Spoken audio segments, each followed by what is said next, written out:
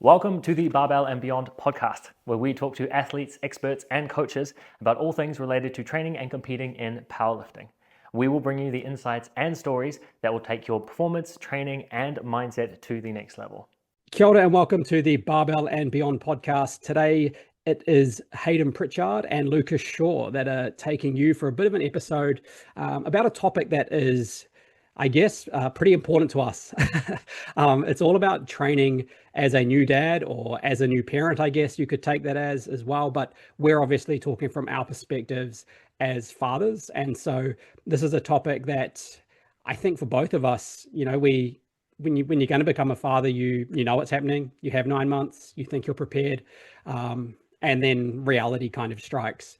And for those of you who don't know, I also used to host the Stronger Dads Collective podcast. So there's 100 episodes on Spotify. So if you want to go and check out any more about the Stronger Dads podcast, you can go have a look at that. And there's a whole bunch more conversations that are around a similar topic. But today we're going to dive into this from, I guess, Lukas's perspective to an extent, because he is right in the throes of new parent mode. And so while I have 2 kids and, one of them's nearly 2 and the other one's nearly 5, these fresh days, the memory gets a little bit foggy. I think there's something in your brain that tries to block a little bit of that time out so that you're willing to do it again and keep on procreating. But Lukas doesn't have that cloudy memory. He's right in the thick of it. So I'm just going to hand over to you, Lukas, and ask kind of, how are things going for you? Yeah, thanks. It's been pretty rough. Like, I guess no one really, like, everyone tells you how it's going to be, but you don't really understand how it's going to be until you're in the thick of it, like you're saying.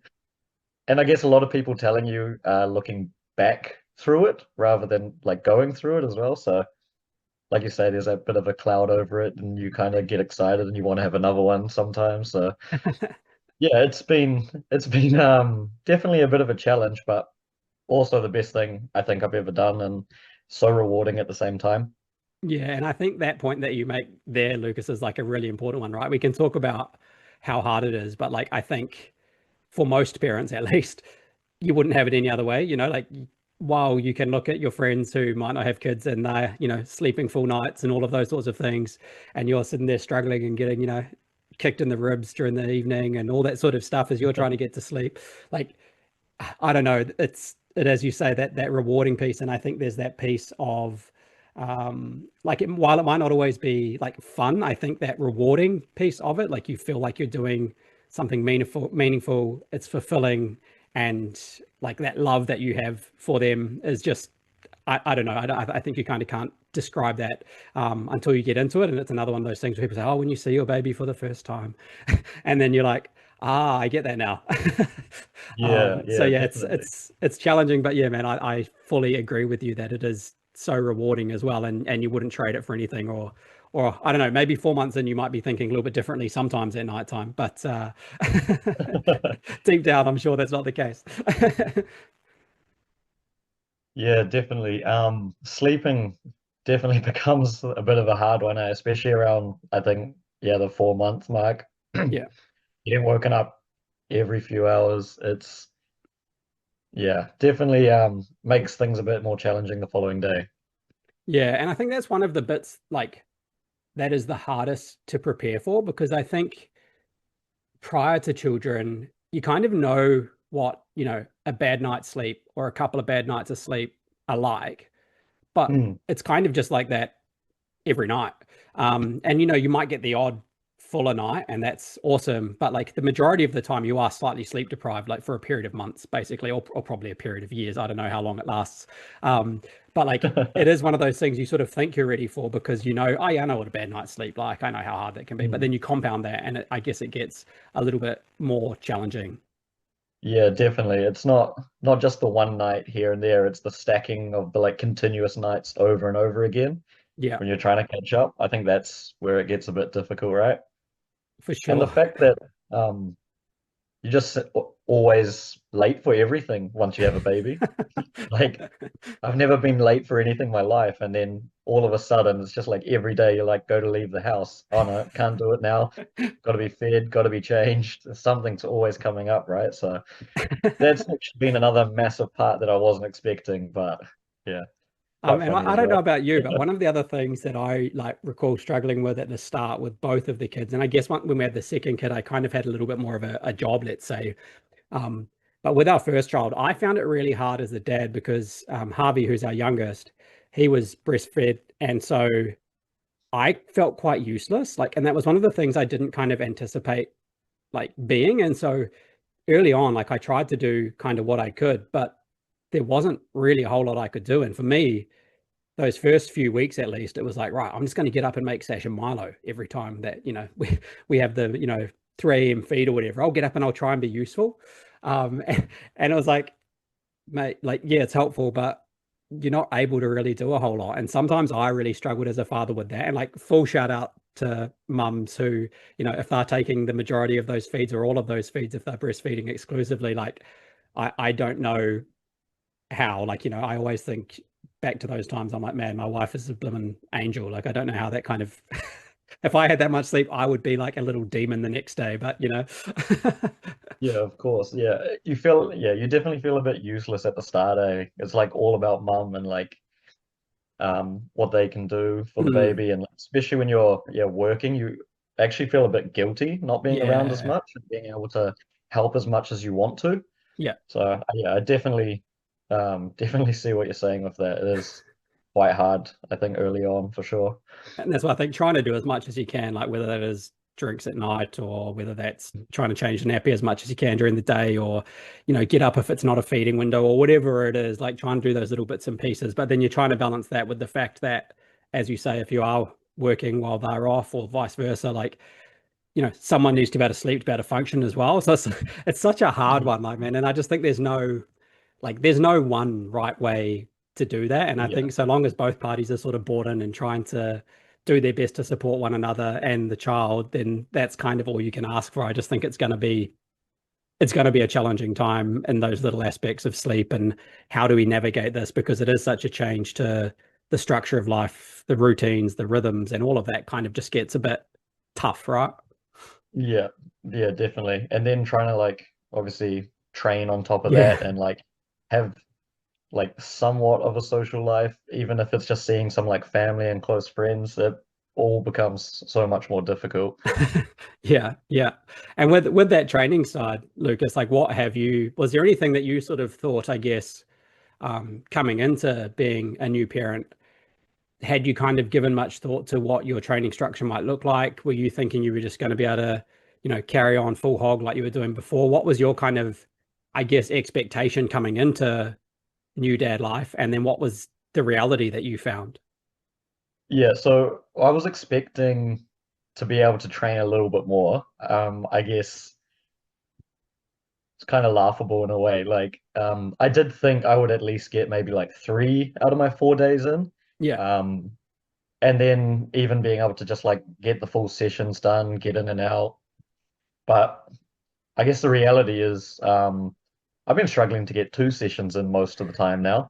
yeah, And yeah, even trying to get a third sometimes is just not on the cards. yeah, yeah, So yeah, like everyone I guess tells you how difficult it's going to be, but just don't really expect it. And then yeah, like we were saying before, if you're at work, you want to try and get home as quick as you can so you can help out. So mhm. actually going to the gym in between and doing stuff like that isn't as viable as you first think. Um, Probably gets a bit easier as they get a little bit older, would you say? Yeah, I think so. I think it's I guess as there's a little bit more of a routine or a rhythm, like, or as you find that, and I mean, that can change on a dime, as you've talked Mhm. about before we even started on this episode. Like, your guys' sleep stuff is starting to change. And so, like, you kind of can get into a rhythm and think you've got something as well. And, sweet, I know that I'm going to get 40 minutes while baby's down, and I'll Yeah, shoot away and get that done and come back and I'll be back in time. But then, that might not actually even be able to happen, depending on what's going on. yeah. It's trying to find those little pockets of time, but they're very few and far between sometimes. And very random. Yeah, and that's probably for me, like when I think back to when Toby came, because obviously when I had Harvey, I was quite similar to yourself. Like I thought, oh yeah, I'll be able to get my sessions in and I'll be sweet to go for, like, whatever period of time that I was doing before. Think I was trying to keep things to about an hour because I thought that's probably good enough. If I can be home within 70 minutes, that's not too bad. I ended up having to end up being a bit shorter than that. But I think for me, the part that actually almost got me more was like you just like the motivation for me dropped off a little bit, especially in Yeah. those first few months. Like there was two parts to that. The bit that you mentioned around trying to actually be helpful. So you want to be home and you feel a bit bad if you go, to do some training or if you're going to spend too long in the gym. So that was hard. The motivation side of actually wanting to get out and go and do that. But then secondly, for me, it was actually I like during the sessions, I was more tired and more fatigued from the lack of Yeah. sleep, obviously. And I knew that would be the case. But I think sometimes that whole expectations versus reality, like you kind of think you're going to be able to maintain your previous level of strength, or you think you're going to be able to fit in your 4 sets and keep your rest periods the same, or whatever it might be. And then when that gets impacted, then that impacts you mentally as well. And so, like, after having that experience with Harvey, I kind of came into having Toby with a completely different mindset. And I designed like these, what I called micro sessions, which are basically like a AB exercise, Mm. that you could superset. So it was something that might have been like a front squat and a military press. So I didn't even have to change the rack height.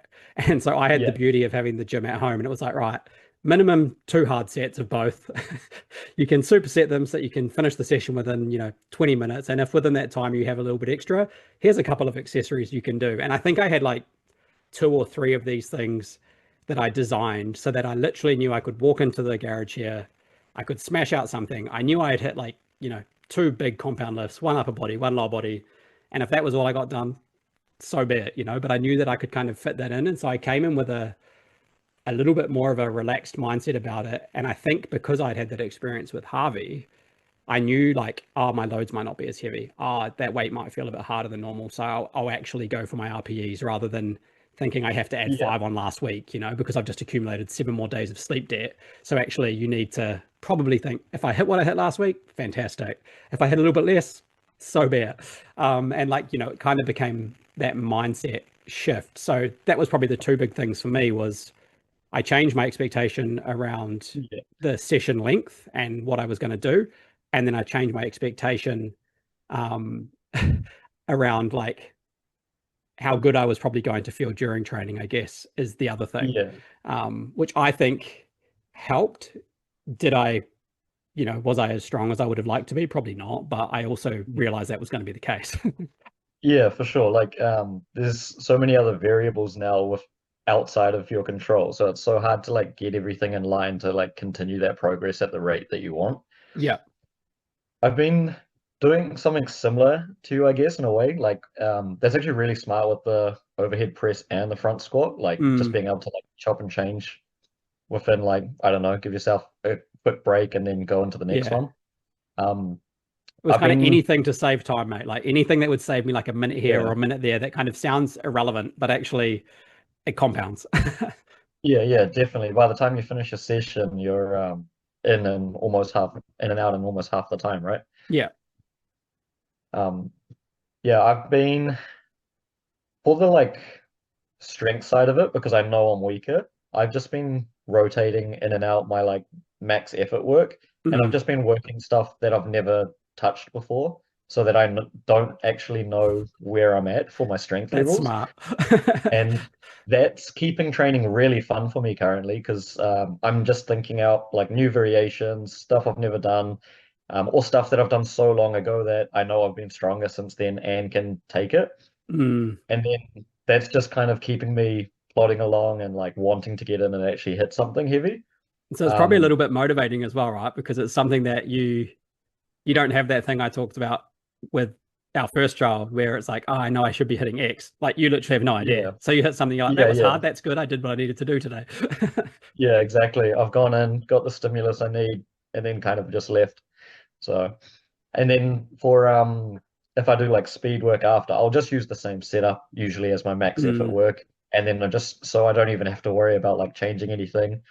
And then not being afraid to like walk away early from sets as well, I think's been yeah. massive.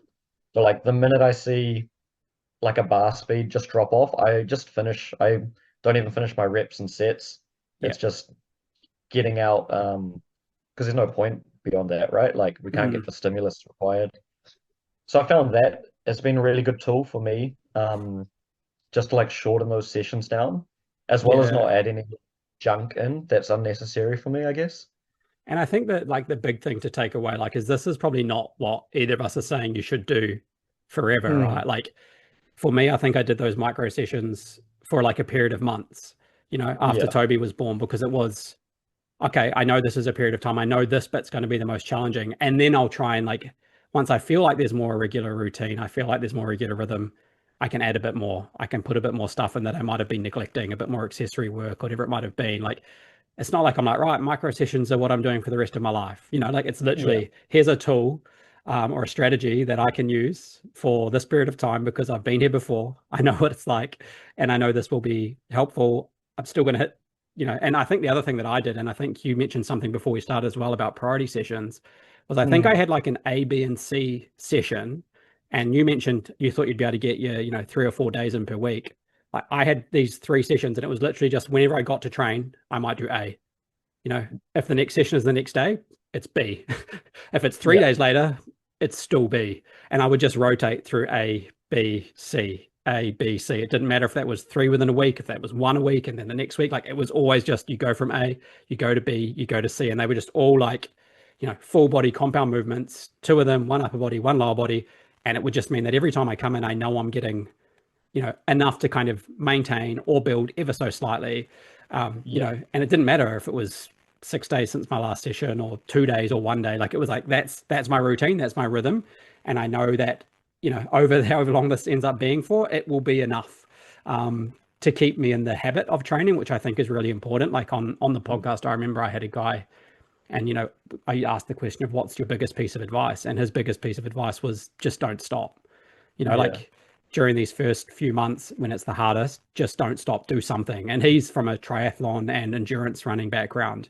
And his thing was just like, even if it's like, little runs, just don't stop, just go do something. Like find a way to keep it as a habit. If it's once a week, twice a week, whatever, if you stop for a period of time, it's going to be so much harder to regain your momentum. But if you just do something, that's kind of the key.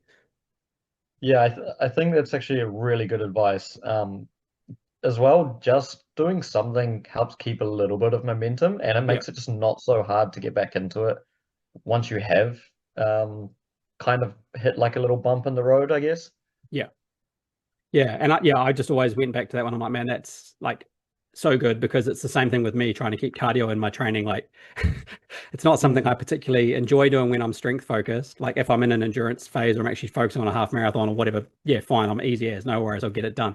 But when I'm on a strength phase, I'm like, oh man, I know that it's not serving like what my immediate goal is, but I know that if I stop it, it's going to be so much harder to pick that back up. And so I've kind of used that advice, even if it's about like a training modality I might not normally do, but I know is good for me.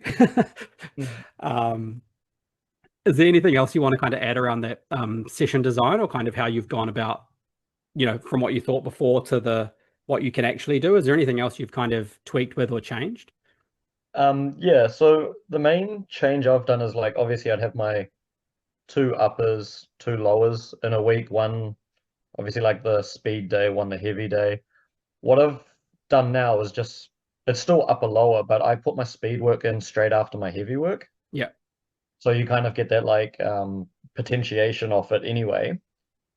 And then if I miss the third day, it doesn't really matter. But I just do Mm. exactly what you were saying before as well, where you go A, B, And you and you're just just rotate. constantly rotating through that. And yeah, so like my priorities are getting that heavy work done, getting that speed work done, and then accessories. Mm. But some days as well, if I'm too flat, like I'll kind of go into like do a readiness chart. Yeah. And then I just work off like how fatigued I am, like underslept, haven't eaten enough on that day. And then I just change the priorities based on how I'm feeling on each day. So obviously there's no point doing heavy work or speed work when you're that run down. Just go in and do some Something. bodybuilding stuff if you have to. And Yeah. just yeah, just keep moving and get the blood flowing. Um, I found that's been working really well for me in the like limited time as well. So How did you Because I guess one of the things that, as someone who is competitive, likes to be pushing, moving forward, one of the hardest parts for me was kind of the mental aspect of that, like coming to accept that it is what it is, and this is what it's going to be like for a little period of time. How have you gone about kind of being willing to, yeah, like accept that, hey, training's going to look different for a while. I'm going to have to be more flexible. I might have to cut some sessions short, because I think a lot of us get in the thing of, well, I need to do 5 hard sets, or I need to do 3 of this, or whatever it is. Like, how have you kind of, I guess, worked on that mindset piece to say, right, I tried to build up here. I did 1 or 2 sets or whatever. It's not there Mm, today. I'm leaving it. I'm calling it. What yeah. have you kind of done? Is it just something that you've had to teach yourself, or is there some sort of way that you've said, like, look, this is like, what have you done for that? Yeah, I guess it's a priority shift now, right? So Yep. like obviously my son's the priority now, so it doesn't really matter as much of what I want to do. Yeah. Um, but also still just like I think knowing that I'm kind of within like striking distance of my old numbers is really helpful, just through Mm, some variations. That's been like a really good foot forward. I think it's taken me about the first 3 months to try and get back up to that level. Um, yeah, it's definitely definitely I think just the priority shift and like knowing what's more important to me now, and yeah. knowing that like yes, I can still be competitive, but maybe it's just a bit further away than I was expecting. I was originally thinking of competing at the end of this year, Yeah. probably a bit naive, but yeah, so I've had to take a step back from that because I feel like I'm not even like close to ready for it. But still, I think it just comes down to like enjoyment as well, right? Like just Yeah. going in and training is so good for like mental health, enjoyment. It's fun. I get to like socialize a little bit with people as well. Yeah. So I think those are like the big aspects for me. And just not putting too much weight on how I feel about how training's going, and Mm. actually just taking the time to have some fun again.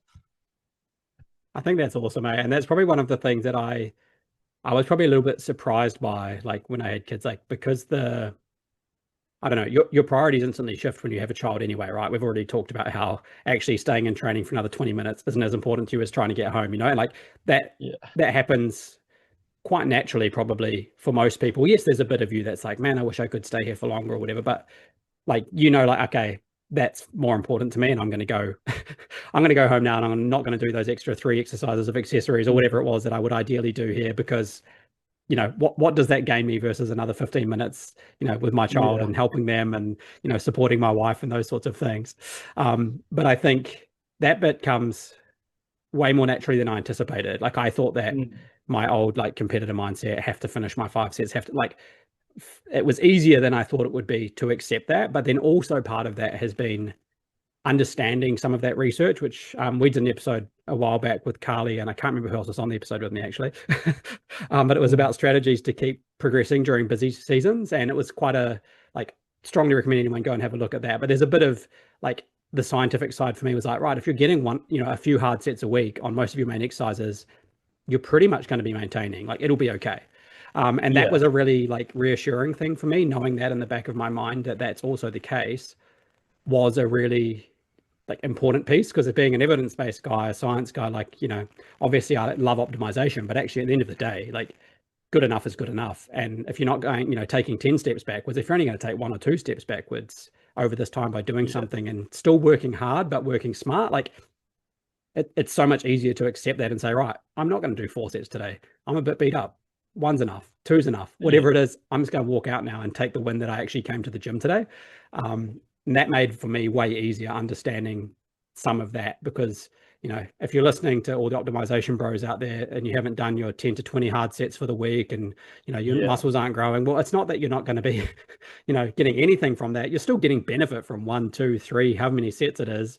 It's sure, more might be slightly better, but actually at the end of the day, there's something else that's more important, in this phase or this season of your life. And so for me, at least, prioritizing that was much easier, understanding that I'm probably not going backwards and that I have a higher priority in this current phase. Yeah. I think it's also about just thinking about like optimal versus optimal right now, right? Like, Yes, sure, yes. training's not optimal, but for the time you have available, it is actually optimal for like where you are in your life.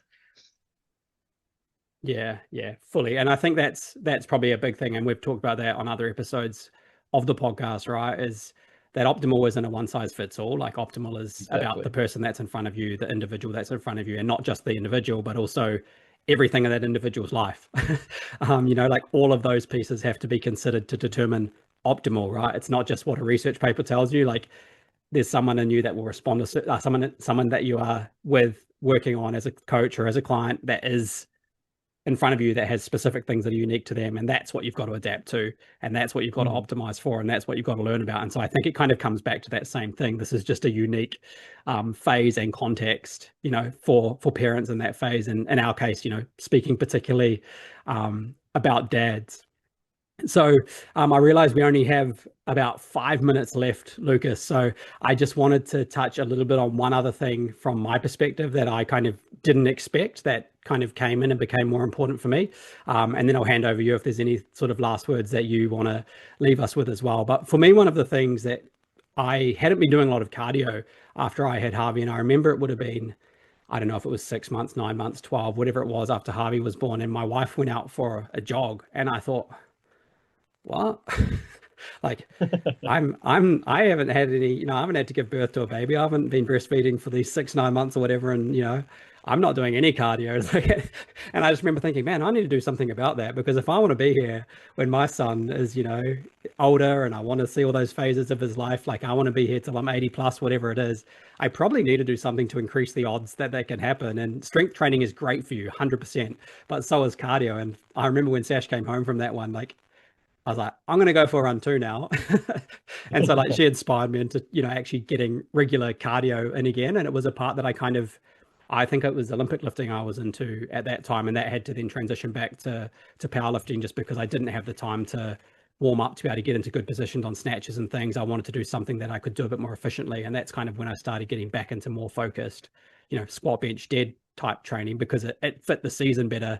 And, I haven't looked back. I've kept doing it for the last little while with that as my focus, alongside some running and stuff. But it's been, yeah, that was one thing that sort of caught me off guard, and I didn't actually anticipate was going to change. But since then, I've been trying to, ideally get at least two. Sometimes it's a little bit less, but always trying to get my steps and stuff. And I sort of thought, for me, that holistic piece changed. Like it wasn't just about what are my strength goals and competition goals. It was also what health wise do I need to do for myself in order to give me the Yeah. best opportunity to be here for as long as I can for them, right? And that was kind of a priority shift. Yeah, I didn't anticipate, so I just thought I would share that one. Yeah, yeah, no, definitely. I think, yeah, long term, you always want to try and be around for your kids as long as possible, right? And you definitely don't really think about it until it happens too much either. Mm. So I think, yeah, it's pretty interesting how everything just flips on itself like that. How have you been finding the like recovery and everything by adding in those runs as well? I haven't been doing as much running recently, but I was at the start, and it wasn't too bad, to be honest. I just had to adjust. Like I think of it as what's your kind of total like recovery pool, right? You can't just keep adding sessions on sessions into 100% of a running program alongside 100% of a powerlifting program. You kind of have to take away a little bit from each to be able to give yourself the room to recover. So for me, it was more about gradually building into it. So when I was trying to do Yeah, both of those things, sure, I wasn't pushing the strength as hard as I might have liked, and I wasn't able to push the running quite as hard as I might have liked if that was my full focus. But it was more just structuring it and being realistic, kind of some of these same things we've talked about in those early phases, like of, fatherhood, but actually thinking, right, okay, how do I need to gradually build, because progressive overload, like I've got to slowly build up to something, let my body adapt and catch up. But then also like being intelligent about when do I do my hardest run versus when do I do my hardest lift, spacing those things appropriately. It's kind of all those, I guess, standard training principle things, but applying them in a way that, allows you to get the best out of both worlds, while knowing that you're not going to be optimal again, for either of those, but you can still progress at both. That was kind of the thing for me, that I just had to be a bit more cautious about how I built up in my running kilometers, how many sets I was doing in lifting, and just, yeah, be a little bit intelligent. It didn't really ruin either way. I was still able to progress in both, and with strength, it was probably a bit more maintenance, but yeah, so wasn't too bad. It's probably a topic for another podcast, mate. Yeah. 'Cause I imagine it will also help to get your session timings a bit down quicker as well, right? Having that Yeah, extra I don't even 90 know minute if I break. recover quicker between sets from it, mate. Maybe I do because I definitely don't need to rest as long as I did when I Yeah. was purely powerlifting. But I think part of that's just I know I don't want to be in the gym all day because I've got to get home to do other stuff. Yeah, yeah, definitely. Um, Anything When you want to does close us out with, by the way, mate? yeah, one question I've been wanting to know for a while now. When does the dad strength finally kick in? I'm still waiting. Mate, I am hoping that that soon kicks in for me as well. Like I was stronger as a, late 20s. So I think it must be when they get between 5 and 10. That's my Hmm. guess, mate. All right, looking forward to that as well. Sweet, mate. Great to chat about the topic. For the highest quality, personalized online coaching that will see you achieving your best powerlifting results, book a call with one of our expert coaches at Barbell and Beyond. We specialize in competition prep, nutrition for powerlifting, and helping you develop an elite athlete mindset. All of that and more can be found over at barbellandbeyond.online.